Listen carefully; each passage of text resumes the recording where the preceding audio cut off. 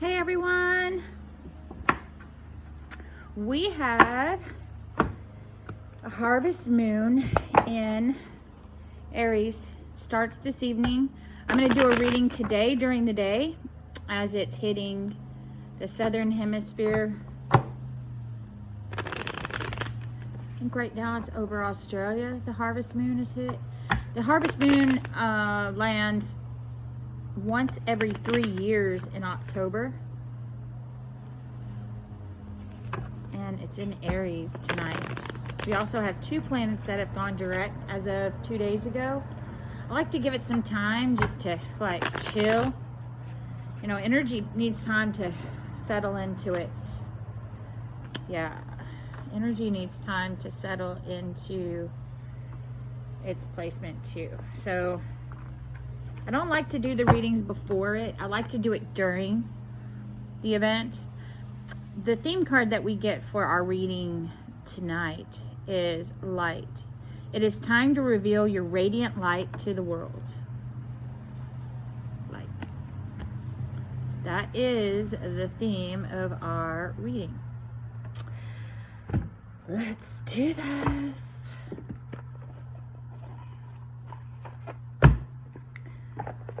I'm super excited to do this today. I'm going to do another one this evening because I want to see what it's like, what the difference in the readings would be like between today, which is when the moon is hitting the southern hemisphere. I just use Australia as my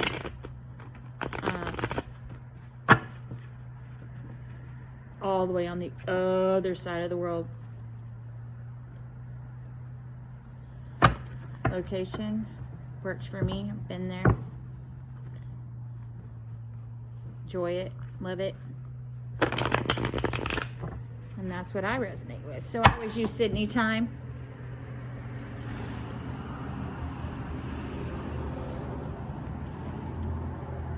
Nice. Wow. I see this so much right now. Where people are bringing in, this is a general reading. Yep. All right. We're coming out of an energy where we have had, just all these resources around us that have not been working correctly, but they're still resources, right? And we just got to focus those resources during retrograde, and they're coming back to us. I can't even tell you how many times something has gone cattywampus for someone, and I told them, leave it alone. Just leave it alone. Don't throw it away. Don't mess it up. Just wait till next week. My internet was down. I had to call 3 times. When I first started this in September is right when Mercury went into retrograde. They had to come out and rerun all my lines to my house. It's been interesting. Yeah. Love it. All that Aries energy mixing with Libra. It's like when you... And I think it's kind of interesting because at this time of year, it's when we're the closest to the veil, and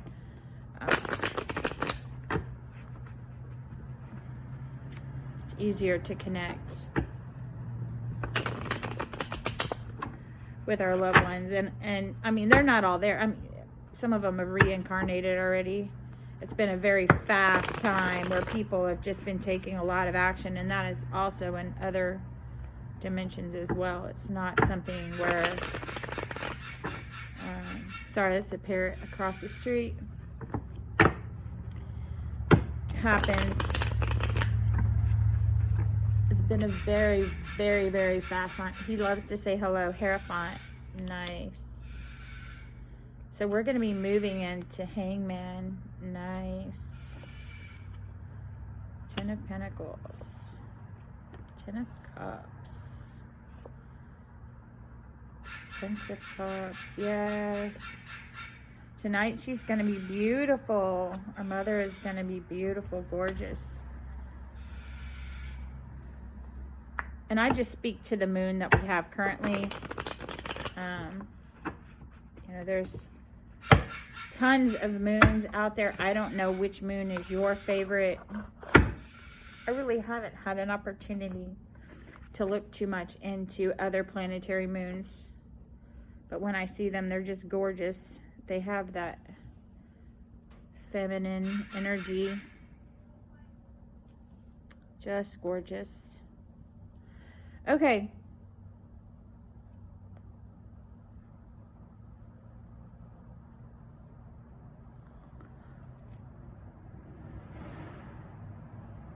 So our theme today is light. Oh, wonderful. And our Starseed Oracle card is big picture. See the big picture. Pleiades energy, visionary, inspired ideas. You know, I think it's so interesting that at this time of the year, we have such a huge, huge mix of energy. It's not, you know, purely Libra, purely Scorpio, purely Ophies. And we're going to get into Ophies. I haven't felt comfortable yet doing Ophie readings. Maybe as we get closer to Halloween, I will do one. I just don't think that the decks speak to Ophies. I'm going to find a different way to do readings for Ophies. And having it slotted in there, right in the middle of Scorpios and Sagittarius, it just doesn't feel right to me. And trying to give it the fire element doesn't feel right to me either, because it's a comet and the core of it is ice, actually. And then the rest of it is gaseous. I mean, it's, you know, it's made out of gas. It's a comet. I don't really see, I just think it needs a whole different elemental structure. But, you know, NASA, I don't control NASA, and I don't intend to. Okay, so let's look at this card a little bit longer, our theme card. Look, we just had a 1010 portal. We're getting close to the veil. I can't wait to our 1212 portal and our 1221 portal. Those are going to be phenomenal, especially after we've been so close to the veil and we're moving away from it. Make sure, like I said in the last reading, that you're sending your messages home too at this time. And this is not just for the people who have passed, the people who have reincarnated, you know, a lot of indigo children. And I can't even tell you how sensitive I am to this subject. A lot of indigo children have come back with a lot of wisdom. And it's not from an iPad or an iPhone. It is actually pretty interesting how spirit is ramping up and sending our children back to this planet with a lot more knowledge, so that they don't have to repeat the same cycle over and over. And I think that's really a spiritual choice in reincarnation. Let's talk a little bit about the cards we received and the clarifiers. So at the head of our reading, we have Three of Wands, which is a fire card. Right, and I'll look it up in a minute, but I guarantee you it's probably Aries. But if it is, it's ushering in the Aries energy, which combined with Libra and Scorpio. I have a Libra right now that I've been working with, and you know, Libra is so much air, and yeah, it has not been. The communications, I can tell throughout Mercury retrograde, have been extremely unfiltered and not in a positive light. And I'm waiting to see if the flip between Mercury and Jupiter going direct 2 days ago will bring some peace and harmony to this individual. I hope so. I pray for it. And he is ushered in by the spirit of Taurus, the Hierophant.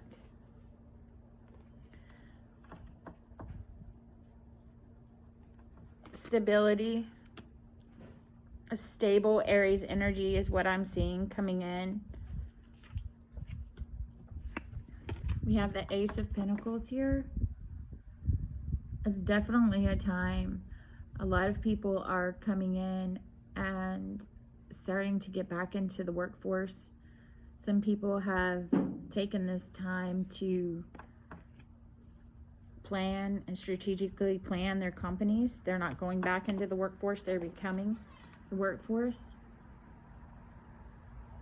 Some people may have felt stuck in the past because of this.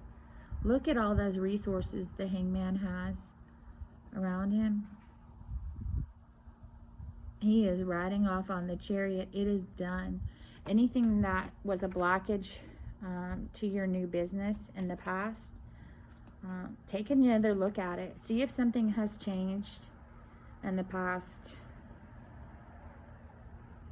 month or so. If not, take a look at who your representatives are. Vote for somebody else. That makes any sense. And this is not just in the U.S. This is across the world.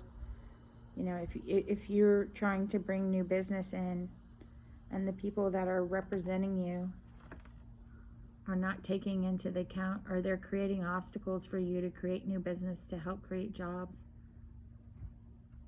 do a little bit more research into the people that you're asking to represent you. We have Empress energy.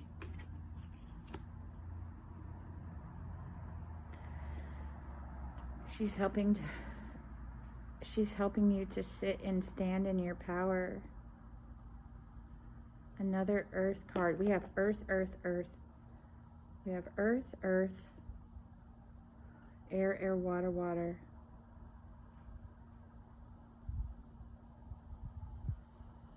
Earth, Earth. Here we go.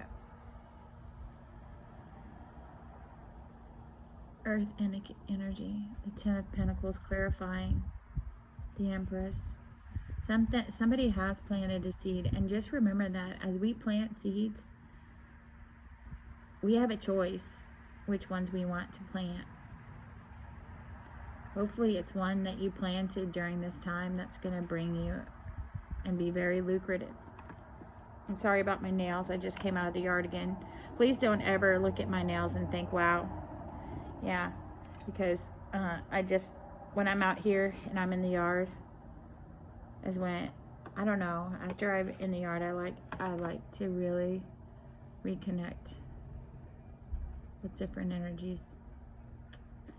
Eight of Swords. If you guys know me and how I see and visualize this card, I see somebody who feels like they're trapped or have obstacles, but I mean, I could easily get out of that. I know most of you could. If not, call a friend, phone a friend.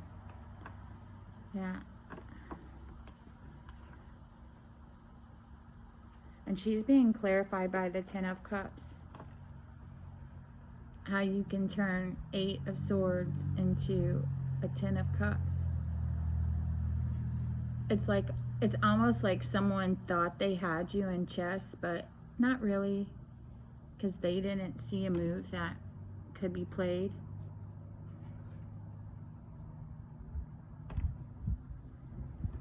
And you kept it hidden from them, which is good,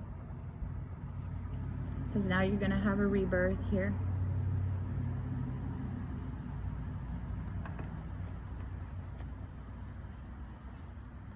And you're going to be ushered in by the Prince of Cups.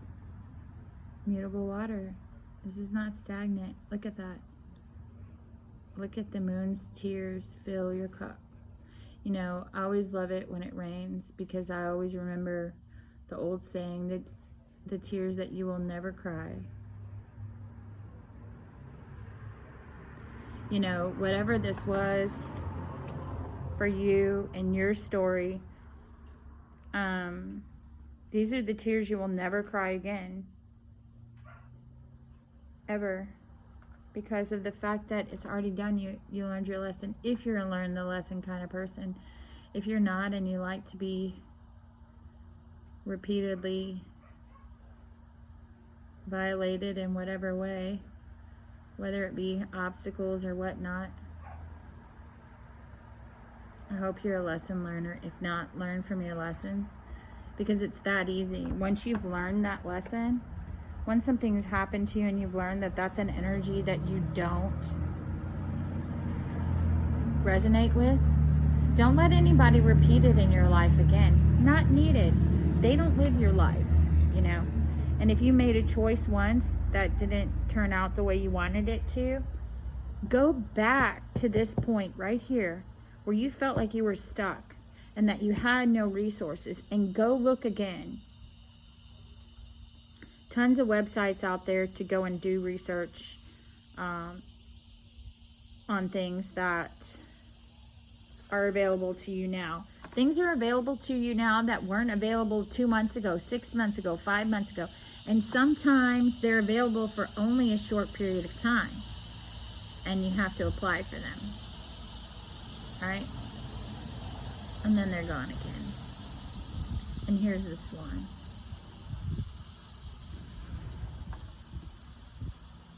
The Six of Swords is clarifying the High Priestess. We had somebody here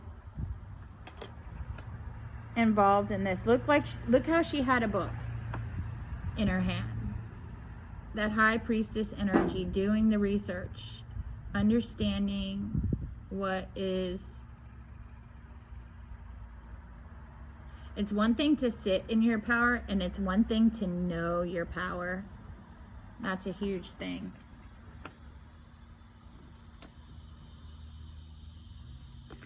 The Six of Swords, clarifying.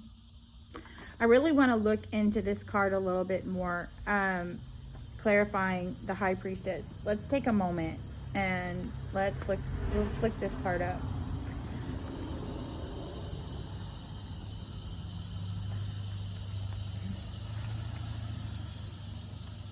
As a complex cross-cultured symbol, the swan also appears as a celestial image in the constellation of Cygnus. Zeus shape-shifted into this image to ravish Leda and father the beautiful Helen and the twins Castor and Pollux. The swan is also sacred to Venus, who is associated with the card as the ruler of the last decan of Aquarius. Alchemy, the swan was emblematic of fleet-footed Mercury. The convergence of this symbolic combination suggests the union of minds and resolution of conflict, or the ease of mental tension. Let a swan glide across a lake. Like a swan glides across a lake, the card augurs a more harmonious journey across turbulent waters. You know, this reminds me now, I'm going to actually look up this constellation, and I brought something out for that as well. But this reminds me of the saying that God didn't bring you through troubled waters by mistake, because if you turn around, your enemies could not swim. That's what this reminds me of in this scenario. Whether you believe in God or not, the universe, energy, the divine, did not bring you to that point by mistake, because you could handle it and they can't. You had a tower moment here. Go back, and all I can say is redo. Look at everything you did here, and there's something here worth saving. There's something here worth keeping. You know, you don't have to start over at square one. You can start over at step 5. And that's funny how I said that. And then he's clarified. The tower moment is clarified by the 5 of Swords. Let's look at Pegasus.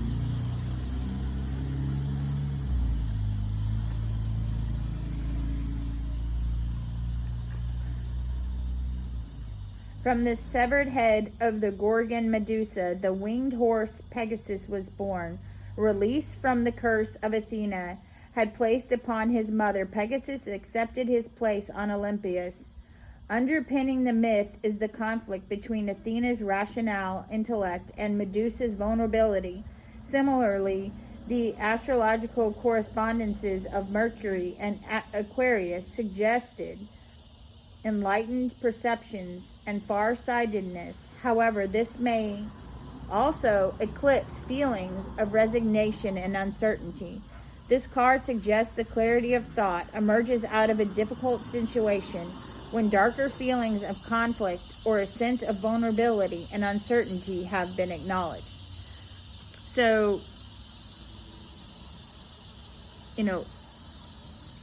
somebody here may not know how to sit in their power, is what I'm seeing. You may not know what your power is, what your... Yeah, and I would look, one of the things starseed related I would look into is Pleiades. Pleiades came up at the beginning of this reading. Let's pull this out for you. I don't know if this is something that you need to look into some more, but I would look into Pleiades. This may end up being a longer reading than intended, because this kind of feels like we have a starseed out there that's kind of lost on what to do and how to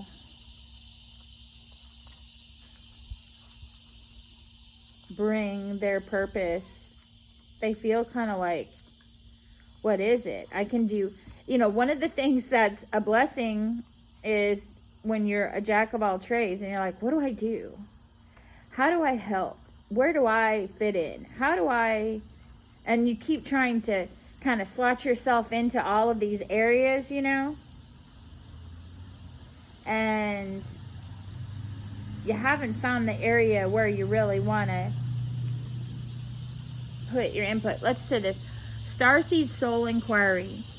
We are being called to step up and lead. What new ideas or creation are you being called to pursue? So yeah, it seems like somebody has been dabbling into a lot of things. And maybe they feel like it didn't go well, but it did, because you learned all of this along the way. And so you need to go back to your point of excitement. Where were you excited? What point in time were you, with whatever you were working on or thinking about doing, where were you the most excited?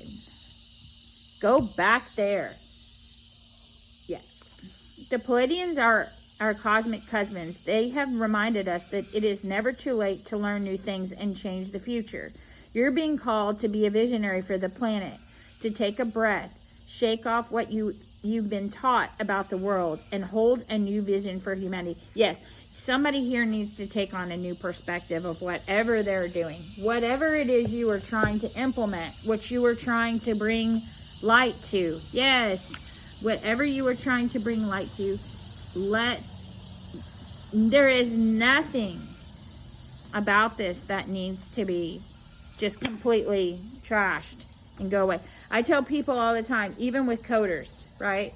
When, it just all turned out, they're like, oh, this is garbage. This turned out horrible, blah, blah, blah, blah, blah. And I'm like, no, it didn't. Because at this point in time, we need this. This was essential. This is still workable. Take that out. Save that. We need that coding, because we're going to do it. We're going to use it again for something else. Oh, no, it's all garbage. No, it's really not.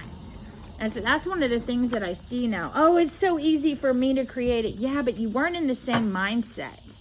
You weren't in the same mindset when you created it the first time. So don't ever destroy it because you had a thought there. And it will take you forever to get back to that point.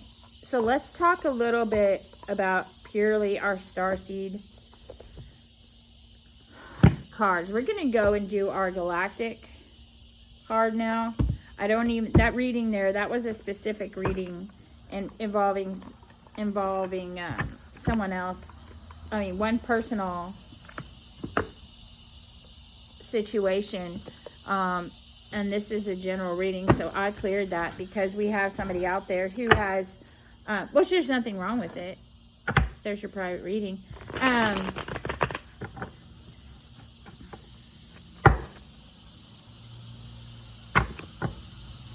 I don't believe that everyone has been sitting around wondering what should I do. If you are, please reach out to me via an email. I'm happy to help. I'm happy to send resources to people. starseedheart@gmail.com is my email. Feel free to reach out to me. I am happy to send resources. I send links to jobs all day. I work with people on my days off. Let's talk a little bit about this. So we have some, I was going to say Sirius, but that's funny because Sirius is, yes, oh my gosh. Oh my gosh, yeah. Okay, so let's go into this. I don't normally take 2 Galactic Heritage cards, and it's kind of funny that they both came out. Sirius is one of the guiding guiding stars of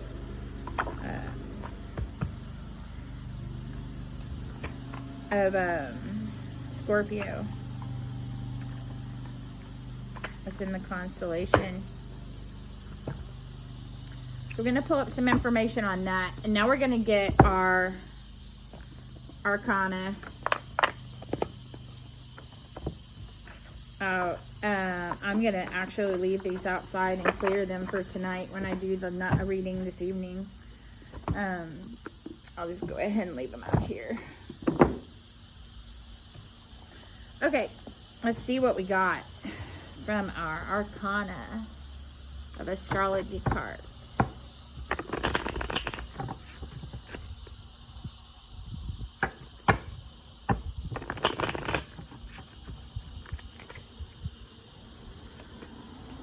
The last quarter moon. Okay. Yeah.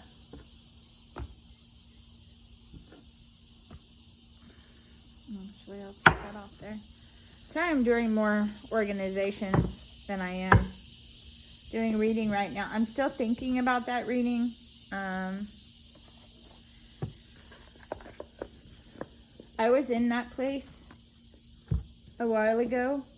I'm not saying that I have everything together all the time, but through the things that I've been through,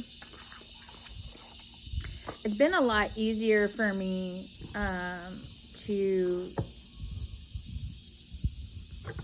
connect with what I need to do and how I need to do it. And one of the things that I've found is no matter what anybody else has suggested for me, how something feels to me has turned out right because I can present it that way and it's genuine. Does that make sense? Sometimes when other people get involved, that reminds me of that Sagittarius reading from 2 weeks ago, where other people were getting involved and that Sagittarius was like, this advice is not coming from you. It's not coming from the normal person that was giving them advice. And that Sagittarius could tell it was. And it's because it was. And it had outside influence. And it was just not anything, agree to disagree on that one. I don't know if y'all remember that reading or if you even watched it. But okay, so on this last quarter moon, the flower petals begin to wilt and fall, and you may be feeling anxious about letting go of their beauty. It is important to remember that they are just getting out of the way so that the seeds can be spread by the wind. Like the flower, you also need to release what is blocking your potential. There we go again. Be sure to make a note of what did work for you and apply that to the situation. Well, hello. Apply that to the situation next time. Okay, we said that already. So we're with the theme here. This is good. We're here with what I don't know a lot of Aries, honestly. There's probably a reason for that. I don't know. I don't know what that reason is. But I don't.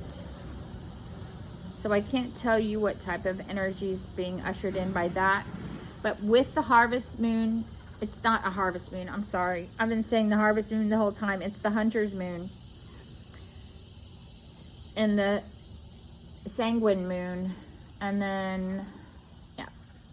In the early Earth days, the Syrians had positive intentions to protect humans and make sure that they evolved without interference. However, they became a bit obsessive about saving the human race, and many humans were once Syrians still carry this karmic pattern today. It is time for this pattern to be released. Though know that no one person can save humanity or another person. We all play a role in Earth's transformation. The universe works through us. All we need to do is stay open, release the need to force change, and be living examples of the Creator in every step we take. And that just goes along with understanding that lead by example here. And I think this is talking more about the personality that's needed in order to get through this situation. I don't think a lot of people, there's one thing to be humble, and then there's another thing to just lay down. And like, yeah, I see that happening all the time. And I have to tell people, you're still allowed to be yourself and genuine, but just, have humility, The ancient Syrians have very good intentions when they work on Earth during this genetic projects. Yeah. And I think they're talking about the time where our DNA used to be able to produce its own vitamin C, and it's not anymore. There's many, many portions of our DNA that are not, that are no longer working. And people say, oh, it's because of evolution. It's not. It's because of things that have been done. But sometimes good intentions are not enough. Mistakes are made and lessons are learned. Good intentions must be combined with foresight, integrity, and humility. This card asks you to look at the good intentions in your heart, be about an action you are making, and find out how they can be strengthened through honest self-observation, realistic evaluation, and long-term vision. And most importantly, should mistakes be made, remember to forgive yourself. They said a little prayer for you too. Obviously, someone sent messages on 1010 and they're getting messages back. That's a beautiful thing. Beautiful, beautiful thing. Beautiful thing. I love to see it. I love to see people get their messages back. And I love that we're starting to get a little bit more clarity around this needs to be communicated more, whatever this was. And this is lupus. And it helps us a lot more. I'm going to go ahead and put, we have some, let me see, where is my Healer's Gold here? Where is my, what has happened to my Obsidian's Tears here? Where are they? What is missing? Very strange. Oh. No, that's not Obsidian's Tears. That's some kind of something on my crystals. Oh well, they'll air out tonight in the moon and we'll be fine. Yeah, I'm missing. Where's my Obsidian's Tears? Okay. Yeah. Alright guys. Woo! We have a rune over here looking to speak. We're gonna, I normally set them outside as well to make sure that we have, where is my Obsidian's Tears?